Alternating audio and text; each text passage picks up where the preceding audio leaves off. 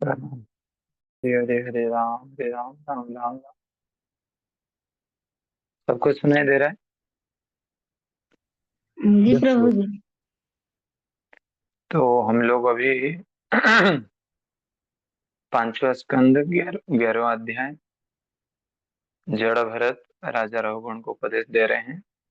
हम लोग श्रवण कर रहे थे कि किस प्रकार राजा रघुगण को जो पालकी में लेके जा रहे थे, तो राजा रघुगण जड़ भरत को का शरीर को देखते हुए उनको असम्मान किए, उनको गाली दिए। उसके बाद जड़ भरत उनको बोलते हैं कि असली स्वामी कौन है। जो भगवान को सेवा करते हैं तो उनको देह का भेद नहीं रहना चाहिए। शरीर और आत्मा में उनको अंतर पता होना चाहिए। और काल जिस प्रकार हम देख रहे थे कि पूरा पूरा जीवन में हम लोग जो भी सुख दुख अनुभव करते हैं, वो हमारे मन के प्रवाह के कारण हमको सुख दुख मिलता है। हमारी मन ही है जो हमको कर्म कराता है और सुख दुख को भोगने भोगने के लिए मजबूर करता है।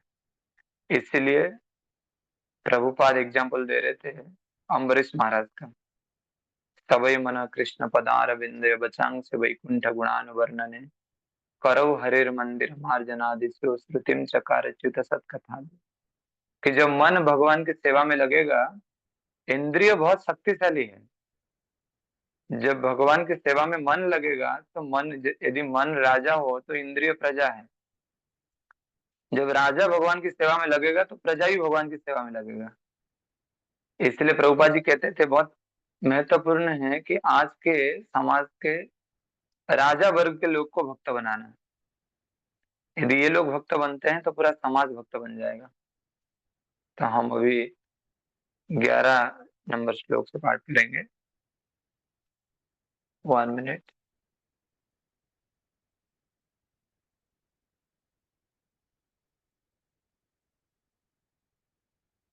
द्रव्य स्वभाव तय कर्म काले एकादशामी मनसो विकार सहस्र सत सह कोटि शत्रज्ञातो न मिथुन तस्यो।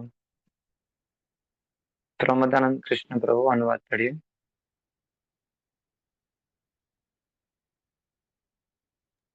भौतिक तत्व, द्रव्य या विषय, प्रकृति, स्वभाव, मूल कारण, संस्कार, भाग्य तथा समय काल, ये सब भौतिक कारण है। इन भौतिक कारणों से विशुद्ध होकर 11 वृत्तियों वाले पहले सैकड़ों, फिर हजारों, तब करोड़ों वेदों में रूपांतरित हो जाती है। किंतु ये सभी वेद स्वयं परस्पर मिश्रण के द्वारा कठिन नहीं होते, वरना वह श्रीमद् भगवान के आदेशों अनुसार होते हैं। हरे कृष्ण प्रभु जी। हम लोग दूसरा स्कंद में पढ़े थे किस प्रकार जब सृष्टि का निर्माण होता है तो पंच महाभूत, फिर पंच इंद्रिय, पंच विषय वासना इत्यादि का निर्माण होता है। तो जब महाविष्णु देवी दुर्गा को या फिर प्रकृति को दृष्टिपात करते हैं, वो दृष्टिपात में काल, स्वभाव और कर्म, ये तीनों चीज दृष्टि में जाते हैं। काल, स्वभाव, कर्म और जीव। तो परंतु जीव वो प्रकृति के गुण से प्रभावित होके खुद को सोचता है कि मैं ही करता हूँ, परंतु जीव कुछ नहीं करता है। प्रकृति के द्वारा कार्यरत होने वाला जीव प्रकृति का अधीन में ही रहता है। इसलिए प्रभुपाद जी कहते हैं कि प्रकृति सब कुछ करता है तीन गुणों के माध्यम से, जीव को लगता है मैं करता हूँ। प्रकृति क्रियमाणानि गुणे कर्माणि सर्वस्व अहंकार विमूढ़ात्मा करता हम अन्यथा। इसीलिए बचपन से आज तक आप सब लोग देख सकते हैं कि जो स्वभाव है हमारा, किसका स्वभाव है जल्दी समझ जाना, किसका स्वभाव है गुस्सा हो जाना, किसका स्वभाव है प्रेम देना, किसका स्वभाव, जो बचपन में स्वभाव बना रहता है ना, वो स्वभाव अभी तक है। और ये स्वभाव और कर्म अगले जीवन को फिर हमको लेके जाता है हमारे मन के अनुसार, हमारे गुण के अनुसार। इसीलिए स्वभाव, ये स्वभाव को परिवर्तन करने के लिए हमको दृढ़तापूर्वक भक्ति करना चाहिए। अमित शाह प्रभु तात्पर्य बढ़िए। हरे कृष्ण प्रभु जी, दंडवत प्रणाम। तात्पर्य। हाँ। किसी को यह नहीं सोचना चाहिए कि भौतिक तत्वों की समस्त अंतःक्रियाएं, चाहे वे स्थूल हो या सूक्ष्म, जिनसे मन तथा चेतना में परिवर्तन होता है, स्वतंत्र रूप से कार्य कर रही हैं। वे सब पूर्ण पुरुषोत्तम भगवान के निर्देश में घटित होती हैं। श्रीमद् भगवद गीता 15.15 में भगवान श्री कृष्ण कहते हैं, ईश्वर सबके हृदय में स्थित है। सर्वस्य चाहम हृदय सन्निविष्टो मृतः स्मृति ज्ञानपोहम च। जैसा कि यहाँ उद्वक्त है, परमात्मा क्षेत्रज्ञ सबको निर्देशित कर रहे हैं। जीवात्मा भी क्षेत्रज्ञ है, किंतु परम क्षेत्रज्ञ तो पूर्ण पुरुषोत्तम भगवान ही है।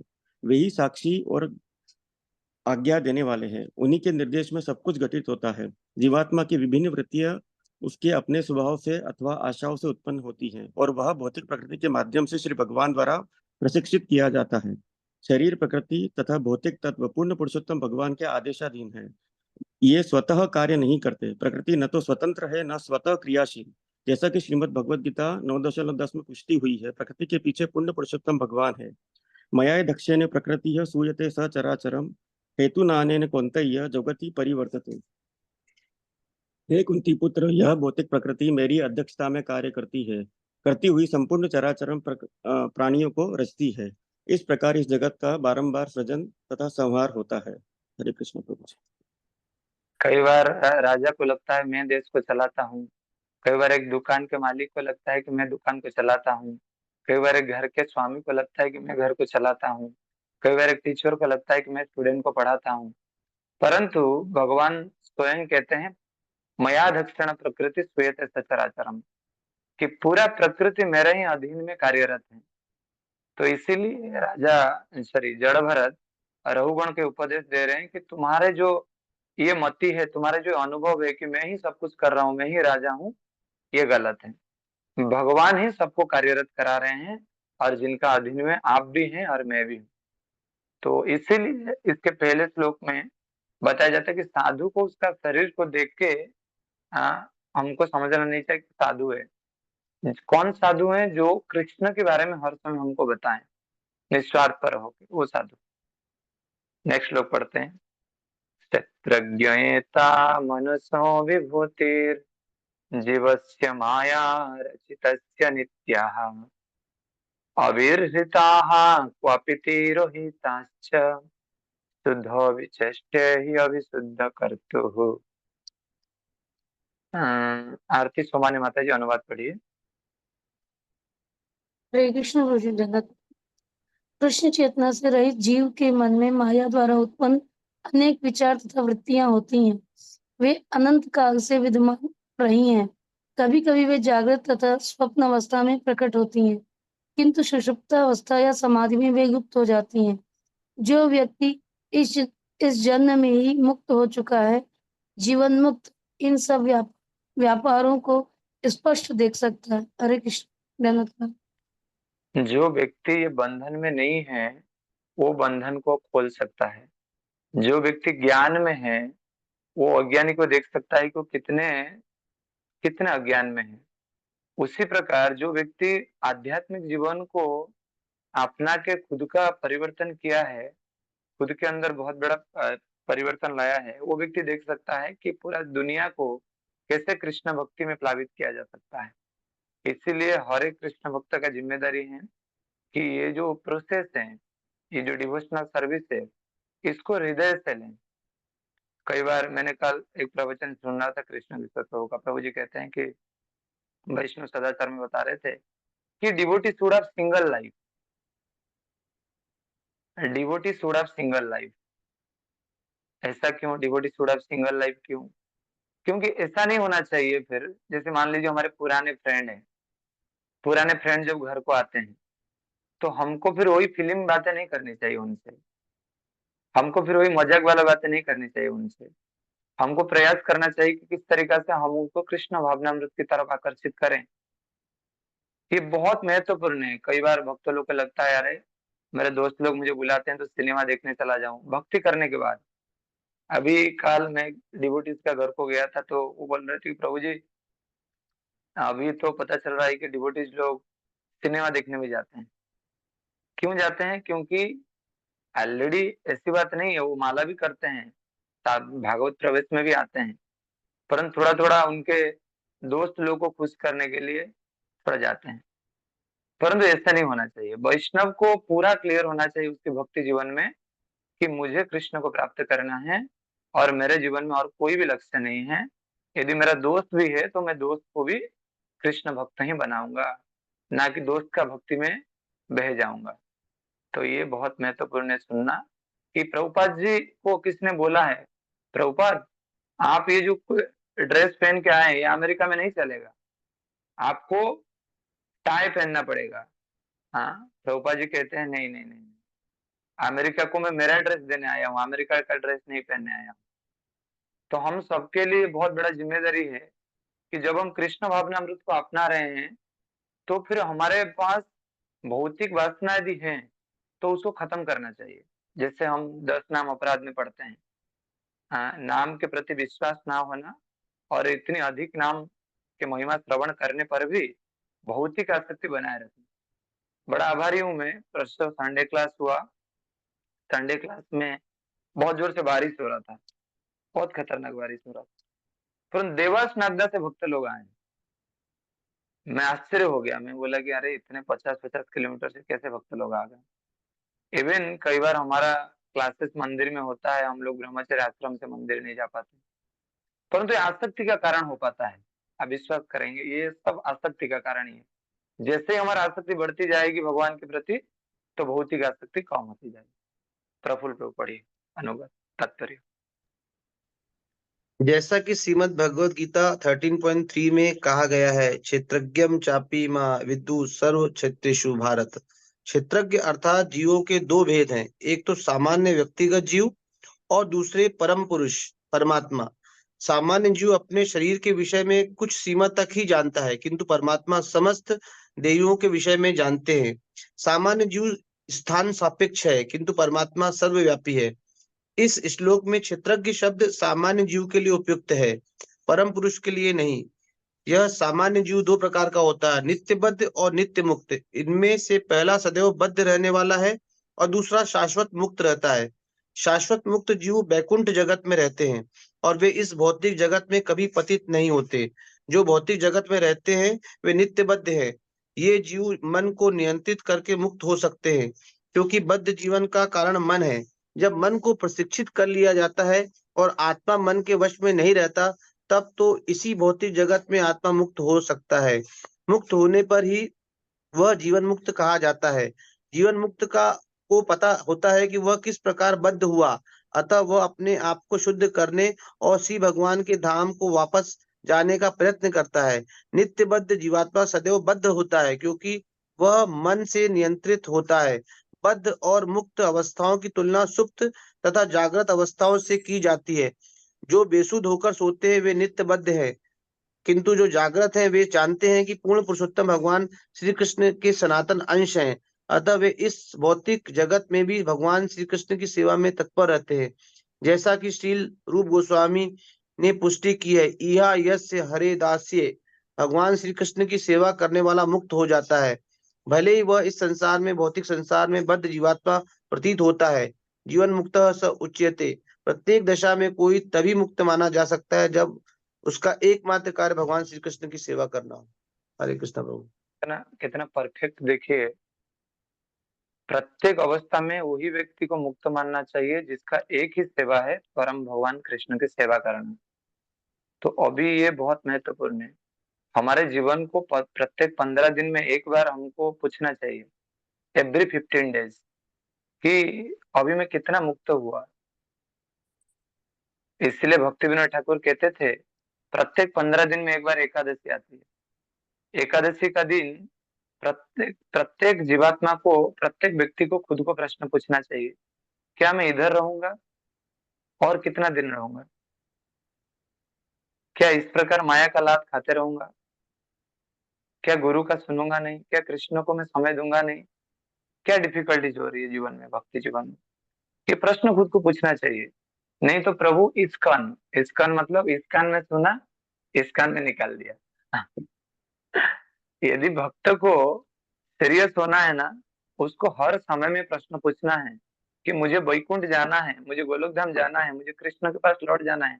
प्रभुपाद जी ने एक प्रश्न पूछे उनके शिष्यों को, बताइए भगवत धाम जाने के लिए क्या चाहिए?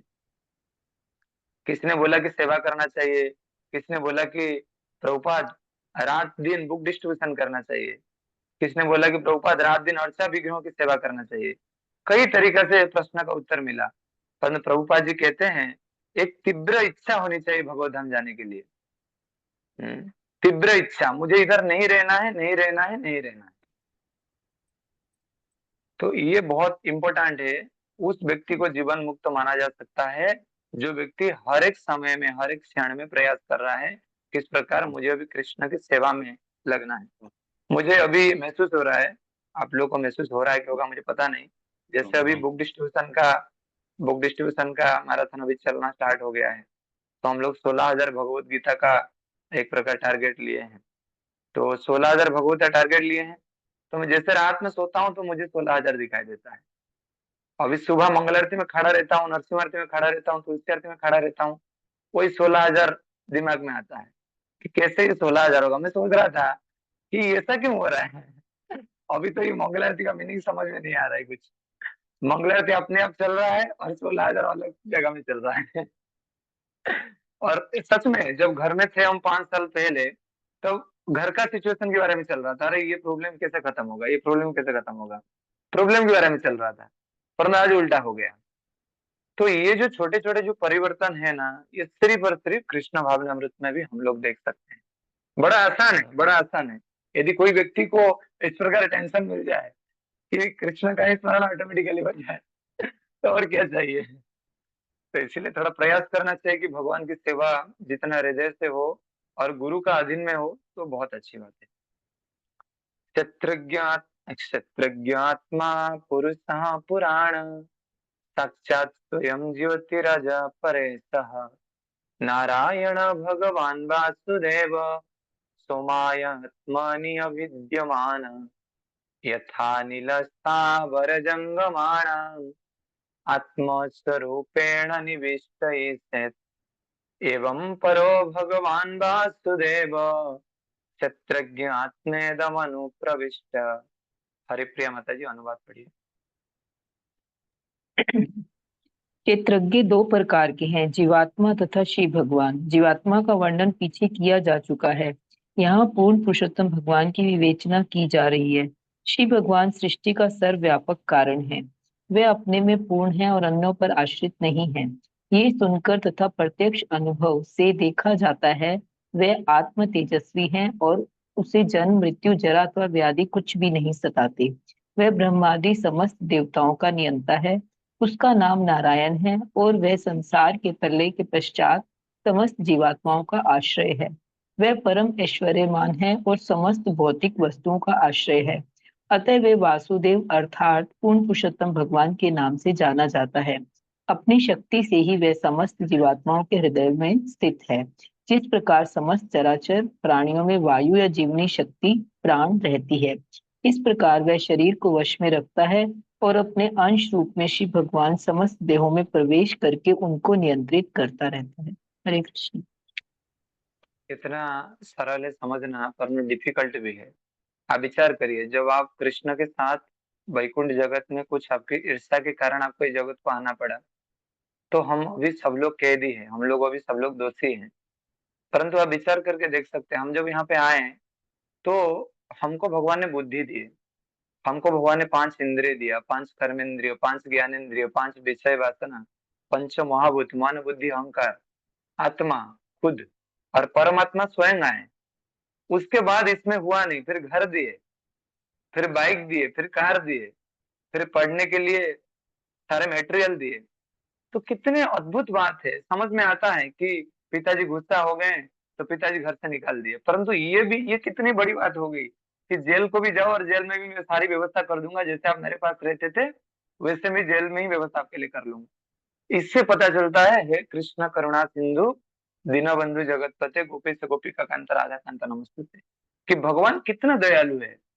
और अभी देखिए, अभी हमारे जीवन के कर्म के कारण हमको दोबारा जीवन मिलेगा, दूसरा जीवन मिलेगा, परंतु भगवान को भी उसका लोड लेना होता है। भगवान भी हमारे साथ चलते हैं, भगवान भी हमारे साथ कई बार वो चीज को महसूस करते हैं। तो इसीलिए हमको प्रयास करना चाहिए कि आत्मा के स्तर पे हर समय में रहने के लिए जैसे ही आप आत्मा के स्तर पे रहेंगे तो आप परमात्मा के अनुभव स्वयं करेंगे। अर्चना माता जी तात्पर्य पढ़िए। इसकी पुष्टि श्रीमद् भगवद गीता 15.15 में की गई है। सर्वस्य चाहम हृदि सन्निविष्टो मतः स्मृतिर्ज्ञानमोह अपोहनम च। प्रत्येक प्राणी के हृदय में स्थित परमात्मा के द्वारा प्रत्येक जीव शासित होता है। वे इस भौतिक जगत को उत्पन्न करने वाले पुरुष अवतार है। प्रथम पुरुष अवतार महाविष्णु है और वे महाविष्णु पूर्ण पुरुषोत्तम भगवान श्री कृष्ण के अंश मात्र हैं।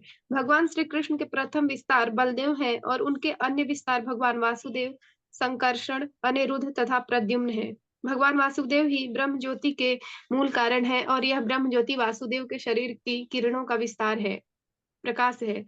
यस्य प्रभा प्रभवतो जगदंड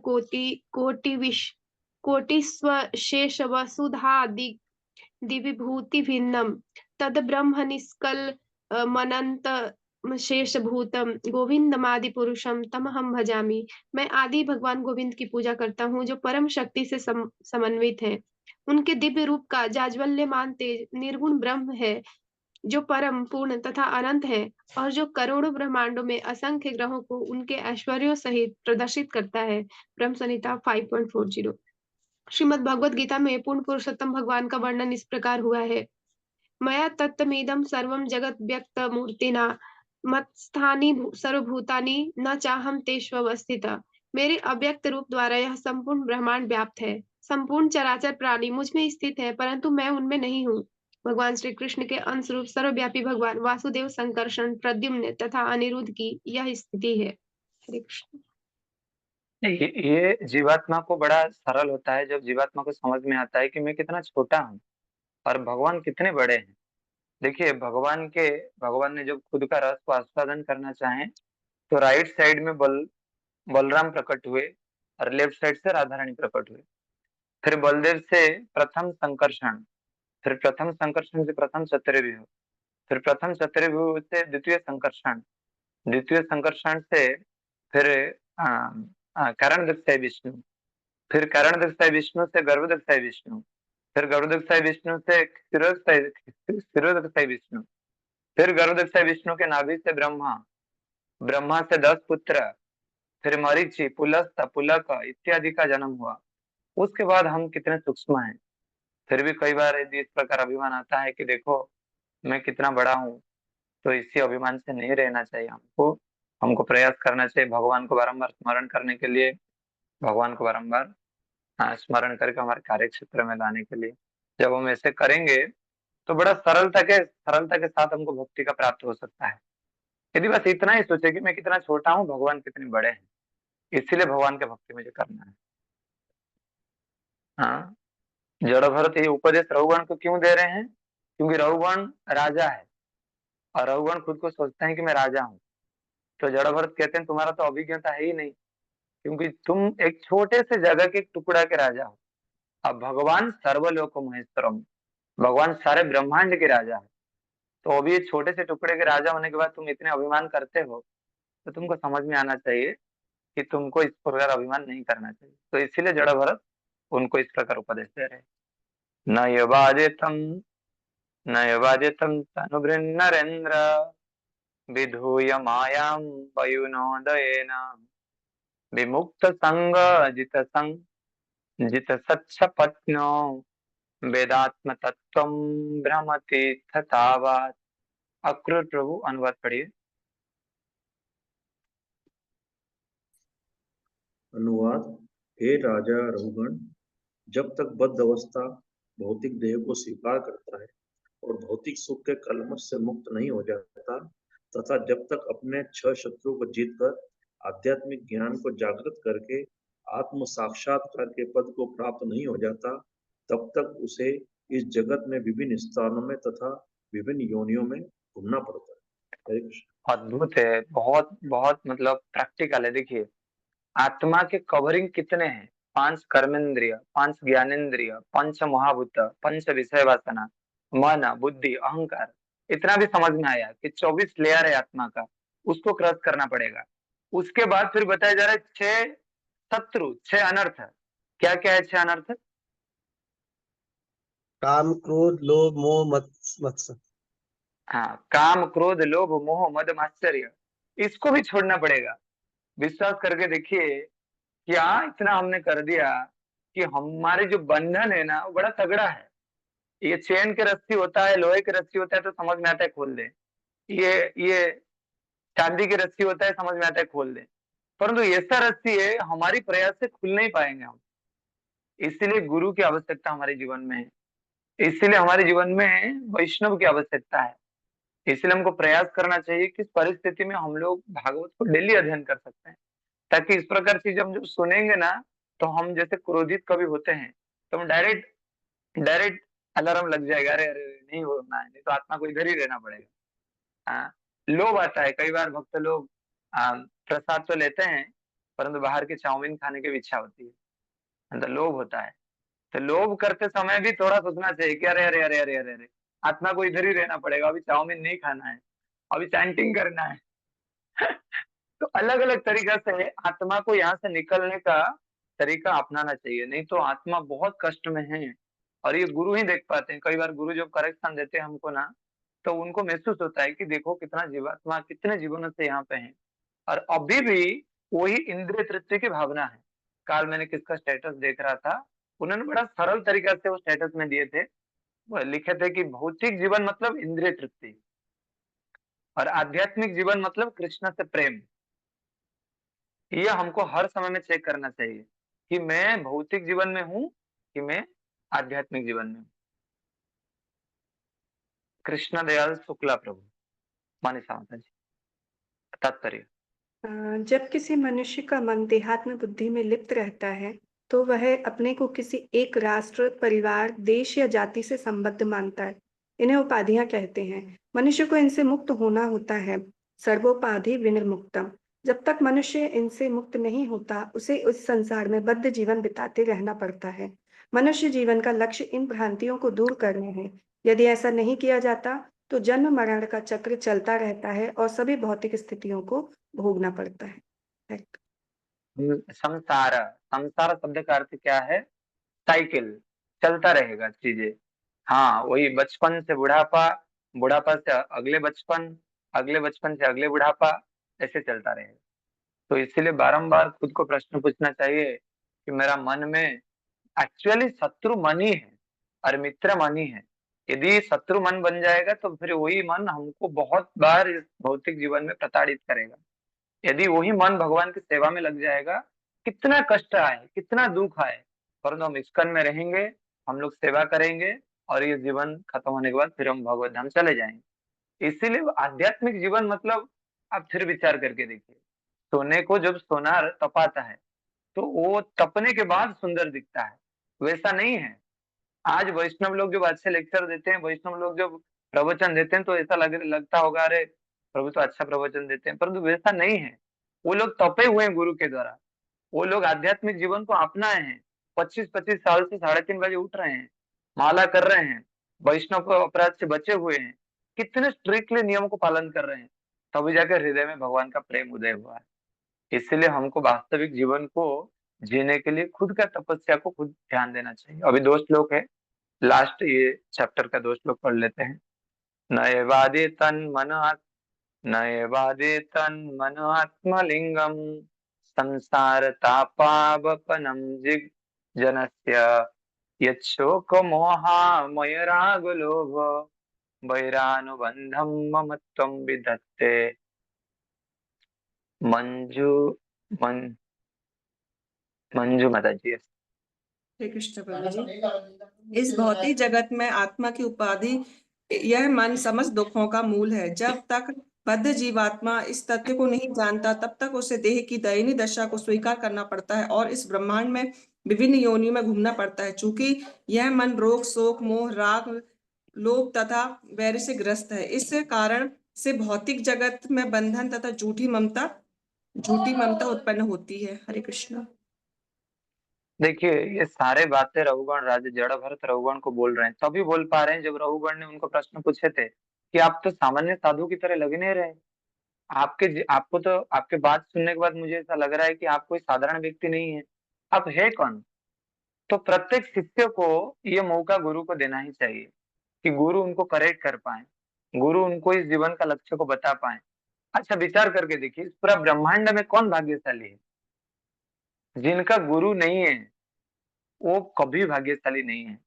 मुझे याद है, मैं बचपन के 17 साल तक करीब पढ़ाई किया, सब कुछ किया, परंतु इसके बारे में कुछ पता ही नहीं था मुझे। तो जैसे ही भगवत कृपा से गुरु मिले तो फिर कृष्ण मिले।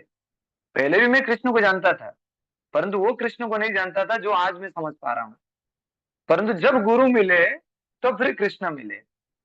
इसीलिए गुरु को मौका देना चाहिए, गुरु को प्रश्न पूछना चाहिए, प्रभु जी मेरा जीवन में लग रहा है बहुत दिन हो गया, भक्ति अच्छे से नहीं हो पा रहा है, क्या दिक्कत है?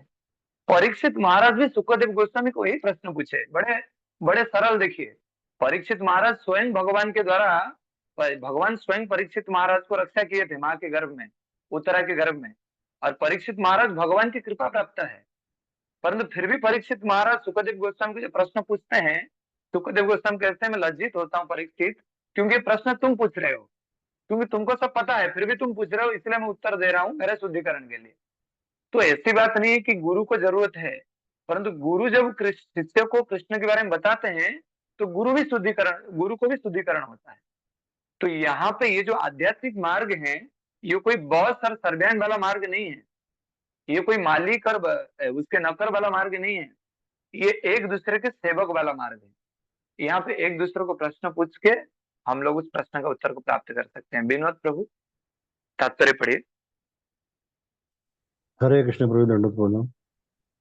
मन भौतिक बंधन तथा मुक्ति दोनों का कारण है। अशुद्ध मन सोचता है कि मैं ही यह देह हूँ, किंतु शुद्ध मन जानता है कि वह भौतिक देह नहीं है।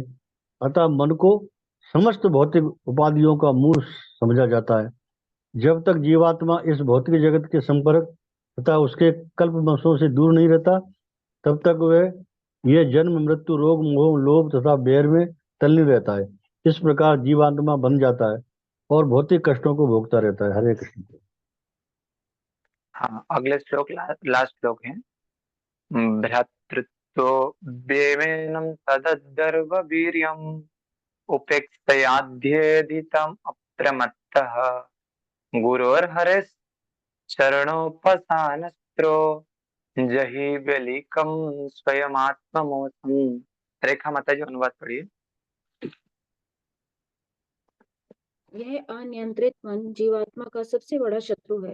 यदि इसकी उपेक्षा की जाती है या इसे अवसर प्रदान किया जाता है तो यह प्रबल से प्रबलतर होकर विजयी बन सकता है। यद्यपि यह यथार्थ नहीं है किंतु यह अत्यधिक प्रबल होता है। यह आत्मा की स्वाभाविक स्थिति को आच्छादित कर देता है। हे राजन, इस मन को गुरु के चरणारविंद तथा भगवान की सेवा रूपी अस्त्र से जीतने का प्रयत्न कीजिए। इसे अत्यंत सतर्कता से करें। हरे कृष्ण। अनुवाद पढ़िए अर्जुन प्रभु।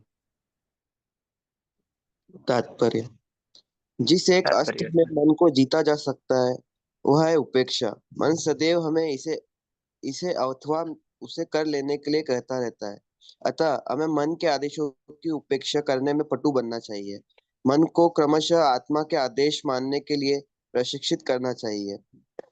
मनुष्य को मन के आदेशों का पालन नहीं करना है। श्री भक्ति सिद्धांत सरस्वती ठाकुर कहा करते थे कि जगने के बाद तथा सोने के पूर्व नित्य ही मन को कई बार जूतों से पीटना चाहिए। इस प्रकार से मन को वश में किया जा सकता है। समस्त शास्त्रों का भी यही आदेश है। यदि मनुष्य ऐसा करता है तो वह मन के आदेशों का पालन करने के लिए बाध्य है। दूसरी प्रामाणिक विधि है गुरु के आज्ञाओं का कठोरता से पालन करना और ईश्वर की सेवा में लगे रहना। इससे मन स्वतः वश में आ जाएगा। श्री चैतन्य महाप्रभु ने श्री रूप गोस्वामी को उपदेश दिया है कि ब्रह्मांड भ्रमित कौन भाग्यवान जीव, गुरु कृष्ण प्रसाद पाए भक्ति लदा बीज। जब गुरु तथा पूर्ण पुरुषोत्तम भगवान कृष्ण के अनुग्रह से भक्ति बीज प्राप्त होता है तो मनुष्य का असली जीवन प्रारंभ होता है। यदि वह गुरु के आज्ञा का पालन करता है तो कृष्ण के अनुग्रह से वह मन की दास्ता सेवा भाव से मुक्त हो जाता है। इस प्रकार श्रीमद् भागवत के पंचम स्कंद के अंतर्गत जड़ भरत द्वारा राजा रघुगण को शिक्षा नामक 11वें अध्याय के भक्ति वेदांत तात्पर्य पूर्ण हुए। एक्चुअली गुरु का जो काम है वो है दिशा देना। एक छोटा सा 1 मिनट का स्टोरी बता के आज का प्रवचन जो भागवत प्रवेश को खत्म करते हैं। ये स्टोरी मैंने 4-5 लोग को बताया हूँ। ये गौरांग प्रभु उनके एक बुक में लिखते हैं कि एक गाय था और एक शेर भी था। तो ये गाय और शेर दोनों जंगल में, शेर उसका काम कर रहा था, गाय घास खा रहा था। तो शेर एक दहाड़ दिया बहुत जोर से, दहाड़ दिया तो गाय चमक गई, तो गाय दौड़ने लगे। तो शेर उनके उनके पीछे पीछे दौड़ने लगा उसको खाने के लिए। तो गाय दौड़ते दौड़ते दौड़ते दौड़ते दौड़ते दौड़ते एक दलदल में फंस गया। तो शेर भी फंस गया दलदल में। ये स्टोरी मुझे अच्छा लगा सुन के स्टोरी। वो शेर भी दलदल में फंस गया। तो गाय शेर को शेर गाय को बोलता है, थोड़ा आसपास में, इधर गाय फंस गया, इधर शेर फंस गया। तो शेर गाय को बोलता है, तू कितना देर ऐसा होगा, मैं तुझे खा लूंगा 5 मिनट के बाद। तो गाय बोलता है, तू मुझे नहीं खा पाएगा। न ऐसा क्यों नहीं खा पाऊंगा, तेरे में ऐसा क्या है, मैं तुझे खा लूंगा। तो गाय बोलता है कि नहीं नहीं नहीं, मुझे तू खा नहीं सकता। शेर बोलता है, तू मांस ही तो है, मैं तो कितनी बार गाय को खाया हूँ, आज खा लूंगा तुझे।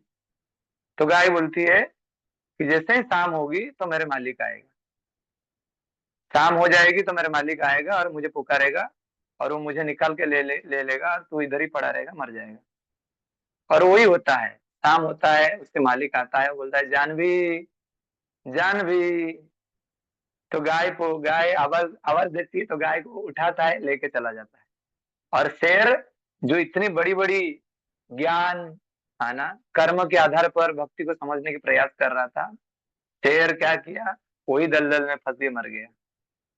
तो हमको हमारे जीवन में गुरु होना कितने अनिवार्य है, जो हमको कृष्ण भक्ति दे सकते हैं। ब्रह्मांड भ्रमित कौन भाग्यवान जीव, क्या जिनके पास मर्सिडीज है, जिनके पास 5 स्टार होटल है, जो क्रिकेटर्स हैं, इतने बड़े बड़े लोग हैं, क्या वो भाग्यवान है? वो सारे गरीब हैं। भाग्यवान कौन है? गुरु कृष्ण प्रसाद पाए भक्ति लता बीज।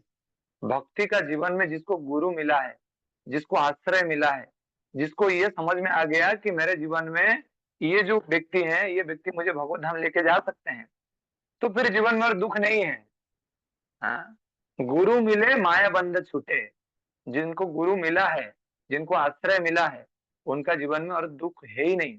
परंतु हमको एक बार समझना पड़ेगा कि जिस प्रकार बंदर उनका बच्चा को लेके दौड़ता है, तो बच्चा का जिम्मेदारी होता है बंदर को पकड़ना। नहीं तो बंदर दौड़ते दौड़ते दौड़ते दौड़ते बच्चा गिर गया तो बच्चा गया। हमारा सबका जिम्मेदारी होता है। देखो, गुरु ऑब्वियसली हमको ध्यान देते हैं, ऐसी बात नहीं है, पर हमारा भी जिम्मेदारी होता है हम हर पल में गुरु को याद करें, गुरु को स्मरण करें। बहुत बहुत धन्यवाद। जड़ भरत का ये उपदेश सबका जीवन में हम लोग प्रयास करेंगे कि हमारे जीवन में ये उपदेश हम लागू कर सकें, ताकि प्रत्येक मोमेंट हम गुरु का वचन को याद करें। कृष्ण के द्वारा दिया हुआ चीज को गुरु के माध्यम से हमको मिल रहा है, तो हम गुरु के प्रति बहुत आभारी हैं। प्रभुपाद की जय। 1-2 प्रश्न यदि किसका है तो ले सकते। मुख्य गोपी माता जी। हरे कृष्णा प्रभु जी, धन्यवाद प्रणाम। प्रभु जी, आज अपने बहुत अच्छे तरीके से, बहुत सरल तरीके से आपने बहुत जटिल जटिल चीजें आपने बताई हैं, उसके लिए सच में हम आपका शुक्रगुजार हैं। मतलब आज ऐसा लग रहा था कि आज के बाद सच में हमको ये चीज इम्प्लीमेंट करना स्टार्ट कर देना चाहिए। हम भूल जाते हैं, हर थोड़े दिन में सुनते हैं फिर भूल जाते हैं, पर आज जिस तरीके से आपने बताया, आज ऐसा लग रहा है कि हमें फिर से अपने को रिवाइव करके आगे बढ़ना चाहिए। Thank you so much. बहुत अच्छी क्लास थी, वेरी नाइस। मुझे भी आशीर्वाद करिए, ताकि मेरा बस इतना ही है कि मैं जीवन में गुरु को समर्पित हो सकूं, बस। प्रभु जी, आप हमारे लिए ब्लेसिंग्स दीजिए और प्रे कीजिए प्लीज। हरे कृष्णा। आरती माता जी। हरे कृष्ण प्रभु जी, धन्यवाद प्रणाम। प्रभु जी, बहुत अच्छे से समझ में आया। जी, प्रश्न ऐसे है कि अभी आप बता रहे थे, कई बार बता चुके हैं कि विष्णु 3 है, कारणोदक्षाई, गर्भोदक्षाई और क्षीरोदक्षाई। तो कारणोदक्षाई तो जो बाहर में सो रहे हैं और श्वास से अनंत कोटि ब्रह्मांड के सृजन हो रहे हैं, और फिर उसके बाद जो अनंत कोटि ब्रह्मांड निकल गए, उस एक बुदबुदे के अंदर गर्भोदक्षाई विष्णु है, जिसमें से ब्रह्मा जी और लक्ष्मी माता है। फिर ये जो क्षीरोदक्षाई विष्णु है, ये इन्हीं से निकल रहे हैं कि ये अलग है? और क्षीर का मतलब दूध होता है, तो दूध सागर में है, जो ऐसा सुना कि परमात्मा के रूप में वो खड़े हुए सबके अंदर है। वो थोड़ा सा कंफ्यूजन है प्रभु जी। वही है, गर्भोदकशय विष्णु से क्षीरोदकशय विष्णु का प्राकट्य होता है। तो क्षीरोदकशय विष्णु ब्रह्मांड के हर एक कोने कोने में जितने सारे वस्तु हैं, अंडांतरस्थ परमाणु क्षयांतरस्थम, हर एक परमाणु के अंदर परमात्मा के रूप में क्षीरोदकशय विष्णु है। हमारे हृदय में भी है, जैसे प्रहलाद महाराज बोले ना कि ये खंबे में भी भगवान है, तो वो क्षीरोदकशय विष्णु है। तो उसी प्रकार पूरे ब्रह्मांड के अंदर हर एक परमाणु का अंदर परमात्मा के रूप में क्षीरोदकशय विष्णु है, और उनका प्राकट्य गर्भोदकशय विष्णु से ही होता है, ऐसा है। और क्षीरोदक सागर में देखिए, फॉर एन एग्जाम्पल मैं बताना चाहूंगा, जैसे भगवान ये जगत को आते हैं, भगवान उनके ब्रह्मांड में भी रहते हैं, उनके भगवत धाम में भी रहते हैं, तो उनका जो स्थायी निवास है वो है क्षीर सागर।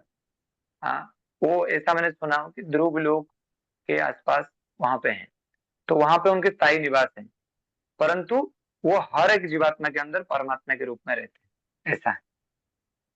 तो प्रभु जी वो सोए हुए हैं कि खड़े हुए हैं, और दूध के सागर में? खड़े हुए हैं, और दूध के सागर में सोए हुए हैं, हमारे अंदर खड़े हुए हैं।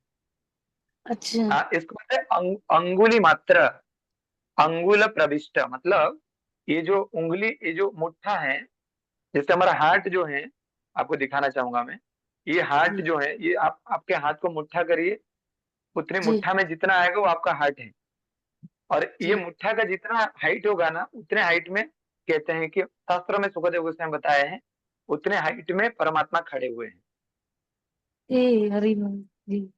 ऐसा है। तो प्रभु जी फिर उनके साथ में लक्ष्मी माता और ब्रह्मा जी नहीं है? नहीं, परमात्मा के साथ, क्षीरोदकशय विष्णु के साथ वो क्षीर सागर में लक्ष्मी माता है, पर हमारा हृदय में नहीं है। इसलिए भगवान को परम दयालु माना जाता है सबसे, क्योंकि आपको उद्धार करने के लिए उनको ही आना है, उनको पता है कि मेरा बेटा है। जी, हरे थैंक यू कृष्णा। धन्यवाद वसंत प्रभु। हरे कृष्णा प्रभु जी, धन्यवाद, प्रणाम। Thank you so much Prabhu ji for wonderful class. Prabhu ji मेरा प्रश्न थोड़ा सा अलग है। ये जो जीवों के प्रति, जैसे जो बाहर जब बुक डिस्ट्रीब्यूशन जाते तो प्रभुपाद को प्रणाम करके जाते हैं, सबके प्रति हर जीवात्मा कष्ट में है, उन्हें मदद करे और हम अपना प्योरीफाई भी हो साथ में। लेकिन जब हमारे घर में जैसे बच्चे हैं, पत्नी है, रिलेटिव है, तो समटाइम्स ऊपर से गुस्सा नहीं करते, पर अंदर अंदर कई बार गुस्सा आता है। बच्चे लोग बहुत ही ज्यादा शैतानी करते हैं, तो फिर मुझे याद आता है, नहीं ये तो भगवान के भक्त है, मैं तो सेवक हूँ। तो कभी कभी वहां पे स्वामीपन का भाव आता है, जो बाद में रियलाइजेशन होता है, लेकिन उस टाइम तो थोड़ा देर अंदर में मतलब चलता है। तो मैं वही सोच रहा था कि इसको कैसे कम किया जा सकता है या कैसे हटाया जा सकता है। हरे कृष्ण। हरे कृष्ण प्रभु। एक्चुअली ये किसका अंदर नहीं आ रहा है प्रभु, ये सबका अंदर है, मेरे अंदर है, आपका अंदर है, सबका अंदर है। परंतु ये जो स्मरण आप कर पाते ना, बहुत बड़ी बात है। स्मरण करना भगवान को उस परिस्थिति में कि मैं सेवक हूँ और ये भगवान ने मुझे सेवा करने के लिए ही दिए हैं, ये भावना होना बहुत इंपॉर्टेंट है। नहीं तो व्यक्ति को लगता है कि मैं ही मालिक हूँ और इनको भोग करने के लिए भगवान ने मुझे दिया है, तो कितना भोग करूं कि मेरे बात को नहीं सुनेंगे तो इनको मैं थप्पड़ लगाऊंगा। मेरे बात तुमको सुनना ही चाहिए कि मैं तो स्वामी हूँ, मैं तो पैसा इनकम करता हूँ। परंतु यहाँ पे समझ में आ गया हमको कि भगवान ही आत्मा का मालिक है भगवान, तो भगवान ही आत्मा को इस जगत में रखे हैं, तो भगवान ही सब कुछ करा रहे हैं, तो मैं फिर ऐसा क्यों सोचता हूँ कि ये मालिक। तो ये स्मरण करना बहुत इंपॉर्टेंट है, और स्मरण करने के लिए बारंबार प्रत्येक दिन भागवत क्लास सुनना भी इम्पोर्टेंट है।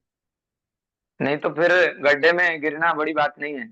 गड्ढे में गिरने से पहले गड्ढा है पता कब चलेगा, जब पहले से नोटिस आता है। जैसे आप फॉर एन एग्जाम्पल, आप गाड़ी चलाते हुए पहाड़ी रास्ता में गए होंगे, जैसे ही टर्निंग आता है तो लिखता है कि टर्न स्लोली। तो जैसे ही आप सुबह भागवतम क्लास सुनते हैं तो ऐसा लगता है कि टर्न स्लोली, तो फिर दिन भर में आप फिर धीरे धीरे चलते हैं कि अभी मुझे स्वामी नहीं समझना है, क्योंकि भागवत में सुबह लिखा गया था टर्न स्लोली।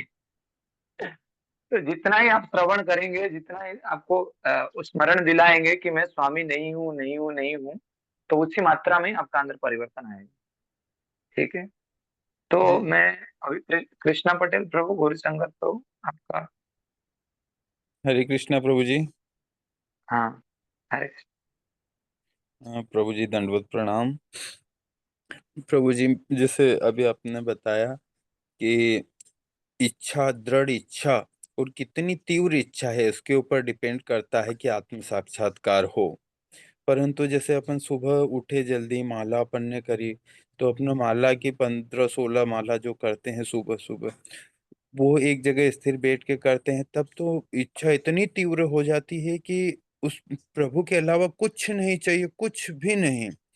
परंतु जैसे ही बाहर अपन कुछ समय बाद, घंटे 2 घंटे बाद निकलते हैं, तो वो इच्छा तीव्र जो रहती है वो तो बहुत कम हो जाती है, और माया में इस तरह फंस जाते हैं कि शाम तक मन की बहुत बुरी स्थिति हो जाती है कि अपन कहाँ इस प्रपंच में पड़ गए, अपन यहाँ से चलो, यहाँ कहाँ फंस गए माया में, ऐसी स्थिति होती है मन की। उस दशा में क्या किया जाए प्रभु? वो तीव्र इच्छा खत्म, मतलब कमजोर हो जाती, खत्म तो नहीं होती पर कमजोर हो जाती माया के अधीन होने से। प्रभुपाद जी कई बार भगवान के सामने प्रार्थना करते थे बहुत गंभीर होके, तो उनके शिष्य लोग उनको पूछते हैं कि प्रभुपाद जी आप इतने इतने क्यों भाव्य होके, इतने क्यों गंभीर होके प्रार्थना कर रहे हैं, आपको इतना प्रार्थना करने की जरूरत है क्या? और प्रभुपाद जी कई बार रोते थे भी, है ना। तो शिष्य लोग देख लिए तो पूछे कि प्रभुपाद जी आप इतना क्यों गंभीर होके रो रहे हैं? तो प्रभुपाद जी कहते हैं कि तुमको बचाने के लिए। तो क्योंकि माया बहुत शक्तिशाली है ना। तो आपका जो भावना है, तो हमको कर्म क्षेत्र को भी जाना है, परंतु आज जैसे सुबह सुबह जो उपदेश आपको मिला है, इस उपदेश को गंभीरता पूर्वक स्मरण करना है। और जैसे आप स्मरण करोगे तो एनेस्थीसिया मिल जाएगा। एनेस्थीसिया समझते हैं आप? जैसे किसका ऑपरेशन होता है, तो ऑपरेशन में उसको पता है कि मुझे भी पेन होने वाला है, पर जैसे ही एनेस्थीसिया दिया जाता है तो उसकी पेन गायब हो जाता है। हाँ। तो एनेस्थीसिया क्या है? वो एनेस्थीसिया है भगवान को स्मरण करना। जितनी मात्रा में भगवान को स्मरण करोगे तो विपरीत परिस्थिति में अनुकूल प्रतीत होगा। प्रहलाद महाराज की तरह, प्रहलाद महाराज विपरीत परिस्थिति में थे, कभी कंप्लेन नहीं किए प्रभु, क्योंकि उनको पता है कि ये विपरीत परिस्थिति मेरे लिए बड़ा अनुकूल है, क्योंकि यदि विपरीत परिस्थिति नहीं होगा तो मैं भगवान को स्मरण अच्छे से नहीं कर पाऊंगा। दुख होता है तो भगवान को स्मरण करना आसान होता है। जिसका पास मर्सिडीज गाड़ी होता है उसका स्मरण मरते समय नहीं होता है, और फिर वो स्मरण किस लिए होता है कि वो अभी मरने वाला हूँ, अभी कुछ नहीं किया हूँ, इसलिए होता है। और वो स्मरण भौतिक होता है, इसलिए उसको दोबारा जन्म लेना होता है। वरना आपका स्मरण बड़ा अच्छा है, इसलिए गंभीर होकर डेली बेसिस में भागवत का स्मरण श्रवण करिए, वो काफी इम्पोर्टेंट है। और जैसे ही श्रवण अच्छा करेंगे प्रभु, एक छोटी सी बात थी इसी में कि मैं चाह रहा था कि ये मैं और मेरा में, जैसे अपन अभी बाहर निकलेंगे यहाँ से और मैं और मेरे में उलझ जाएंगे, अभी कुछ नहीं है, ना मेरा है ना मैं हूँ, परंतु मैं और मेरे में उलझ जाएंगे, इससे कैसे बचा जाए? कैसे बचा जाए? 5 इंद्रिय जो हैं हमारे, आंखें, कान, नाक, जीवा, त्वचा, ये 5 इंद्रियों को पहले भगवान की सेवा में लगाइए। मैं मेरे बहुत बड़ी बात है प्रभु, अभी हम लोग सब उसी में ही फंसे हुए हैं। ये सबसे बड़ा प्रपंच है हमको इस भौतिक जगत में, यही है चीज जो जो हमको बांध के रख रहा है। इसलिए एटलीस्ट ये 5 इंद्रिय, आंखें, आंखें में उन्हीं को देखना चाहिए जो भगवान के रिलेटेड हो, कान में उनको श्रवण करना चाहिए जो भगवान के रिलेटेड हो, प्रसाद ही खाना चाहिए, बाहर में कुछ नहीं खाना चाहिए। इतना तो हम कर ही सकते हैं प्रभु, 5 इंद्रिय के द्वारा भगवान की सेवा कर सकते हैं, है ना। देखो आज यदि कोई प्रश्न पूछे कि पीएम ऑफिस में मुझे नौकरी दिला दो, तो मैं बोलूंगा तुम पोस्ट ऑफिस में तो नौकरी कर लो पहले। तो प्राइम मिनिस्टर का ऑफिस और पोस्ट ऑफिस दोनों में अंतर है ना प्रभु। तो अभी मैं, मेरा बहुत बड़ी बात हो गया, परंतु पहले ही आंख, कान, नाक, जीवा, त्वचा को भगवान की सेवा में लगाएं, और आपको कर रहे हैं प्रभु। और मैं फिर से बोल रहा हूँ, एक दिन में कोई बीज पेड़ नहीं बन जाता, एक दिन में कोई स्टूडेंट टीचर नहीं बन जाता, एक दिन में कोई गरीब व्यक्ति अमीर नहीं बन जाता, और एक दिन में कोई जीवात्मा जो बद्ध है, जो अनंत जीवन से ये माया की लात खा रहा है, वो एक दिन में भगवत धाम नहीं जा सकता प्रभु। ये जो भावना आपका अभी आ रहा है, ये भावना को बचाना बड़ा महत्वपूर्ण है, ये भावना को इस प्रकार कैरी करना बड़ा महत्वपूर्ण है। तो इसीलिए हमको बारंबार श्रवण कीर्तन करना चाहिए। मैं सभी से क्षमा चाहता हूँ, अभी समय हो गया है, हम लोग पर्सनली में गौरी संगत को मीनू माता से बात करूंगा। और मैं आज सबसे रिक्वेस्ट कर रहा हूँ कि प्लीज, हम लोग अभी गीता मैराथन स्टार्ट कर चुके हैं और हमारा 16,000 के लक्ष्य हैं, और ये 16,000 हम सबको मिलके करना है।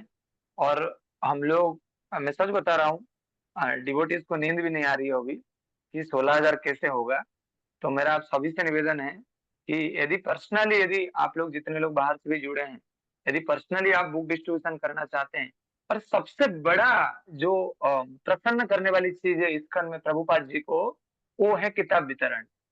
और हम लोग प्रभुपाद जी जब थे तो 12 महीना किताब वितरण होता था, परंतु अभी तो हम एक डेढ़ महीना ही किताब वितरण करेंगे। दिसंबर 11 तारीख गीता जयंती है। तो मेरा आप सभी से निवेदन है कि प्लीज यदि आपको 2 गीता भी लेना है, किसको देना है, एक बड़ोदरा से प्रभु है, पुष्कर प्रभु करके हैं, तो वो प्रभु जी मुझे मांगते हैं, कल 6 गीता मांगे थे, आज 6 गीता मांग रहे हैं कि प्रभु जी आज और 6 गीता भेज दीजिए मुझे। ऐसे भी कर सकते हैं, थोड़ा प्लानिंग मुझे शेयर करिए। आप जहाँ पे भी हैं वहां से हम लोग, यदि आपके आसपास में मंदिर है तो बहुत अच्छी बात है, मंदिर से भी आप गीता ले सकते हैं।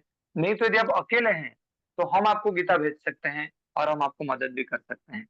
तो प्लीज प्रयास करिए, आपका माइंड में जो भी सारे थिंकिंग आ रही है 16,000 को, एक्चुअली हम लोग अभी एक होके पढ़ रहे हैं, तो हम सबको प्रतिज्ञा करना चाहिए कि किस प्रकार से 16,000 गीता को डिस्ट्रीब्यूशन हो, जन समाज में भगवत भक्ति का प्रचार हो, तो फिर हम एक नया लोगों का ग्रुप खोल सकें, नया लोग को इस साल के बाद इस्कॉन के साथ जोड़ सकते हैं। तो प्लीज आप आपका विचार को हमको बताइए, और प्लीज यदि आप लोग हमको आज बोले तो हम आपको गीता पहुंचाने में सक्षम होंगे और गीता पहुंचा भी देंगे। और 2 महीना हमारे पास है, आप टारगेट लेंगे तो हम लोग रात दिन उस टारगेट को पूरा करने के लिए आपके साथ हैं। तो प्लीज प्रयास करिए। श्रील प्रभुपाद जी को सबसे प्रसन्न करने वाली जो चीज है वो है बुक डिस्ट्रीब्यूशन। तो और हम लोग अभी प्लानिंग भी कर चुके हैं किस प्रकार दिवाली आ रही है, तो दिवाली के पहले जो बड़े बड़े दुकान है, बड़े बड़े शॉप्स हैं, वहां पे जाने की प्लानिंग चल रहा है। वहां पे जाके उनको थोड़ा मोटिवेट करेंगे, इंस्पायर करेंगे, गीता ले लीजिए, आपके एम्प्लॉइज को दीजिए। स्कूल्स में प्रोग्राम करने की प्लानिंग चल रहा है। एक एक व्यक्ति जो इनके पास अर्थ है परंतु वो बाहर नहीं जा पाएंगे, वितरण नहीं कर पाएंगे, तो उनको मोटिवेट कर रहे हैं कि आप 32 गीता डोनेशन में दे दीजिए, 64 गीता डोनेशन में दे दीजिए। तो कई सारे तरीका हो सकती है। तो बस मैं आज यही चाहता हूँ कि प्लीज आप प्लीज रेस्ट मत करिए और 1-1.5 महीना तक हमारे साथ मदद करिए, और इसमें सभी का प्रचार होगा, सनातन का भी प्रचार होगा और प्रभुपाद जी का इस्कॉन का ही प्रचार होगा। श्रील प्रभुपाद की जय। निताय गौर हरे कृष्ण। प्लीज आप हरे लोग कृष्ण मुझे प्रभु। पर्सनल मैसेज कर सकते हैं।